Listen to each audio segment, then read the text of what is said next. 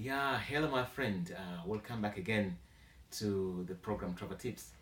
Uh, Last time we talked about how to save money on flights, and today I promised to go on to saving money on your hotels. But before I go down there, there's a tip I forgot to mention last time regarding how you can save money on your flights.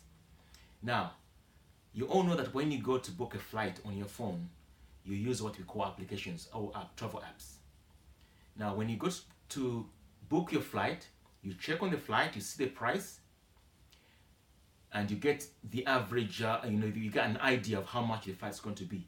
Now, what you should not do is to go back to the same app and check again and again and again and again. Why should you not do this? Because the applications come with what we call tracking cookies, and these tracking cookies are called supply and demand. So the more they see you checking on the same flight every other day, they know you are desperate to buy the flight.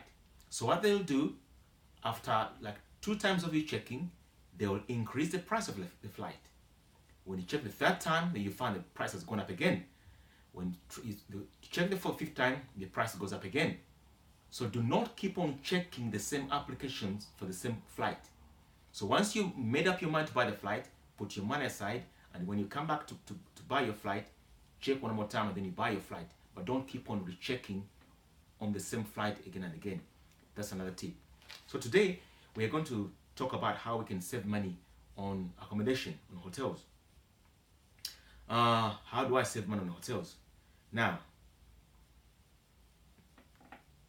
the choice of hotels depends. So some people prefer to do full board or all inclusive, which means that you are going to get all the meals and drinks. You're going to pay for all the meals and drinks in one package. Some people prefer to do half board, which means that you will have breakfast in the morning, you skip lunch, and then you eat dinner. Or some people prefer to do full board, which means you have breakfast, lunch, and dinner. But to me, it doesn't make sense sometimes paying an all-inclusive or a full board, depending where I'm going. Why? Because if I'm not going to spend the day in the hotel, why should I pay for lunch? Because I'm going to go have breakfast in the morning, and then maybe we go outside seeing, we go out shopping, you spend the entire day outside, and then you end up losing your meal. So it doesn't make sense you paying for the meal when you know that you spend the day outside shopping. Yeah? So that doesn't save you money. So make up your mind before you book your hotel and what type of board you want as to what you'll be doing on your holiday to save money. So that's one tip of saving money. Do not pay for the food which you're not going to eat. Pay only for that which you're going to eat. Yeah?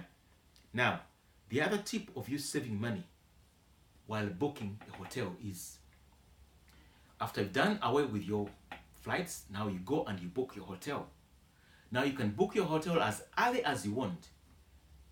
Now what you do, as time goes by, go and check again on the same hotel and see what price is on offer. Because what happens is the hotel prices are put up high at the beginning, and as the time nears, as time goes by, they can drop the prices depending on how the demand is.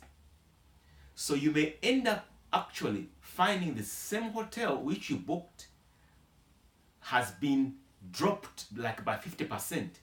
Now what do you do? When you're booking a hotel, always take the cancellation offer. Never book a hotel without free cancellation. Always book a hotel with free cancellation. It doesn't cost that much extra to pay on top of that, so that you have the opportunity to cancel anytime you want. Why? Because you might end up getting a better deal with a better hotel, and then you cancel the first one. Or, as I said, that very hotel might end up cutting the price as you go along. So what do? You book again, and then after you've booked again, you cancel the first booking. Simple. So you can end up saving like 40% of the same hotel which you booked in the first place. So always make sure you book with free cancellation. That's a very good tip. Now, make sure that before you book your hotel, make sure you check out most of the most important things that you want from that hotel. For example, check out parking restrictions. You might end up paying for if you're going to drive, you might end up paying for parking on top of your booking if you did not check well while you're booking. Check how far the airport is from the hotel, because you don't want to end up booking a hotel which is so far away from your airport. When you arrive where you're going, the last thing you want is now to drive another 100 miles to your destination. So always make sure that your hotel is within reachable distance from your airport. Yeah? Check things like Wi-Fi, check things like, do they have luggage storage? Check their deposit policy, very important. You may end up getting to a hotel and they tell you to pay deposit which you didn't even know, or which you didn't even account for in the first place. So always check deposit policy. Yeah? Check local amenities in the area, things in the area. Check the security of the area where you're going before you book. Very important things. Yeah? Check for children policy. You may end up paying, for example, if you have 3 children and the youngest is about 4 or 5, you don't have to pay for the 3rd child in some hotels. You only pay for the 2 older children, and the younger child can go free of charge. Depending on the hotel policy. They can give you an extra bed free of charge. So always check for these things. They can save you a lot of money. Yeah? That's another tip. So check for departure hours. When is your flight, and what time do they allow you to spend in your hotel before you go? So because different hotels have different departure times. Some will say 10, some will say 12, some will say 2.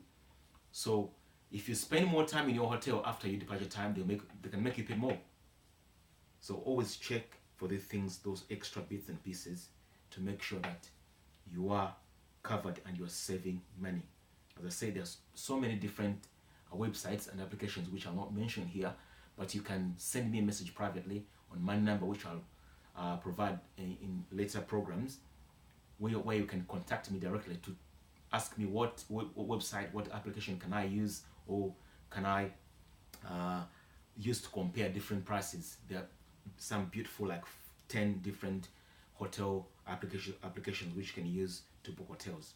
So thank you so much for being with us, and see you next time on another program. God bless.